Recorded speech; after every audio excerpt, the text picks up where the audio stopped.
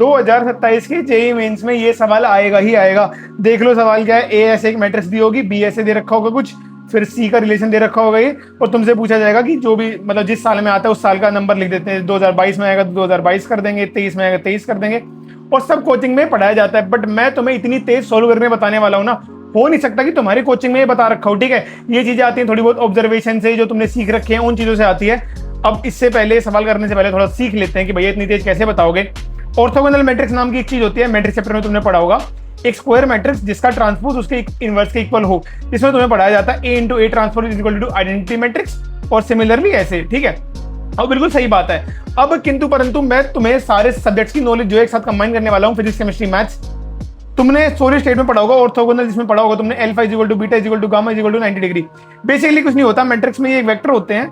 ठीक है, आई कैप जे कैप के कैप तुम ऐसे लिखते भी होगे, तो ये रिप्रेजेंट करते हैं सिर्फ वेक्टर्स को। ठीक है, तो एक ऑर्थोगोनल मैट्रिक्स वो मैट्रिक्स होती है जिसमें हर वेक्टर यूनिट वेक्टर के बराबर हो, मतलब ये जो यूनिट वेक्टर हो।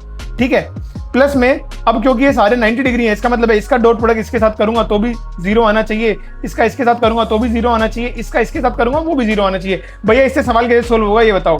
अच्छा ठीक है, अब ये जो सवाल है ये पक्का तुम किसी भी कोचिंग में हो, ये तुम्हारी मॉड्यूल में मिलेगा ही मिलेगा। एंड तुम्हारी मॉड्यूल में कैसे बताते होंगे, ठीक है, पहले ए दे रखा है, ऑर्थोगोनल मैट्रिक्स है, एक्स वाई जेड निकालो। तुम्हारी मॉड्यूल में बताते होंगे पहले ए ट्रांसपोज निकालो, वैसे करो, एंड वो बड़ा मेथड है। ठीक है, अब क्या करना है, मैंने बताया कि यूनिट वेक्टर होना चाहिए, मतलब ये जो है यूनिट वेक्टर है, अर्थात ये होगा, ये भी एक यूनिट वेक्टर है, इसका मतलब ये होगा। ऑब्वियसली मैग्नीट्यूड इसका स्क्वायर मैंने कर दिया है। ठीक है, अगर इसका स्क्वायरिंग बोथ साइड कर देंगे तो ये ऐसे आ जाएगा। ठीक है, अब ये दोनों के दोनों यूनिट वेक्टर होगी, ये भी यूनिट वेक्टर हो जाएगा, वो ऐसे ही आ जाएगा। ठीक, अब इसके बाद इसका डॉट प्रोडक्ट इसके साथ 0 होगा, वही मैंने कर रखा है। ठीक है, 0, इसका भी इसके साथ 0 होगा, वही मैंने कर रखा है 0।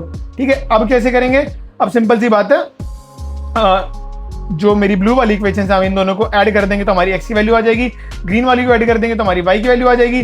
सिमिलरली इस इक्वेशन में पुट कर देंगे तो हमारा z आ जाएगा। इससे हमारे x y z तीनों आगे। एंड टू बी ऑनेस्ट, तुम ये बिना पेन उठाए कर सकते हो, थोड़ा बहुत दिमाग लगाओ, जैसे फटाफट पहचान लोगे। ऑर्थोगोनल मैट्रिक्स है तो मैंने बस लिख के बता रखा है, तुम्हें 2-3 इक्वेशन लिखनी पड़ेंगी। मैंने अपनी पूरी जेईई लाइफ में कभी ए ट्रांसपोज नहीं निकाला। अब उस सवाल पे आ जाते हैं यार, कुछ नहीं करना होता। सबसे पहले मैंने देख लिया ए जो है वो मेरी ऑर्थोगोनल मैट्रिक्स है, बिकॉज इसलिए मैग्नीट्यूड 1 है, ये भी 1 है, इन दोनों का डॉट प्रोडक्ट भी 0 है और स्क्वायर मैट्रिक्स भी है। ठीक, अब ऑर्थोगोनल मैट्रिक्स मिलते ही मतलब मेरे को पता है कि इसकी ये आइडेंटिटी लग जाएगी। ऑर्थोगोनल मैट्रिक्स मतलब ये लगा सकता हूं मैं।